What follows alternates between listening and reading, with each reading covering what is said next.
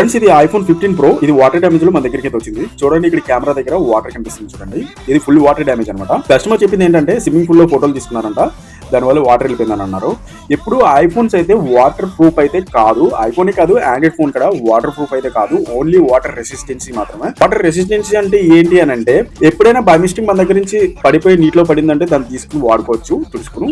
And ఎప్పుడైనా వర్షంలో మనం వెళ్తున్నా తడిసినా లేదా మట్టిలో పడిపోయినా తీసుకుని కడుక్కుని వాడేసుకోవచ్చు అనమాట. అంతేగాని వాటర్ ప్రూఫ్ అయితే కాదు. మీరు సముద్రంలో కానీ స్విమ్మింగ్ పూల్ లో కానీ ఫోటోస్ కానీ వీడియోస్ కానీ తీసుకున్నప్పుడు లోపలికి వాటర్ లేదంటే మీకు వారంటీ కూడా క్లైమ్ అయితే అవ్వదు అనమాట. కస్టమర్ మన దగ్గర వెంటనే తీసుకొచ్చారు కాబట్టి మనం రిపేర్ చేసి అయితే ఇచ్చాము. ఫోన్ అయితే సేఫ్.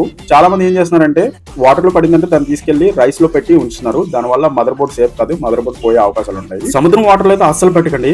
ఒకవేళ రిపేర్ చేసిన తర్వాత ఫోన్ పనిచేస్తున్నా సరే కొన్నాళ్ళకి మళ్ళీ ప్రాబ్లం వచ్చే అవకాశం ఉంటుంది అనమాట. మదర్ బోర్డ్ పోయే అవకాశాలు ఎక్కువ ఉంటాయి. Okay friends, video like and channel subscribe చేసుకోవడం మర్చిపోకండి.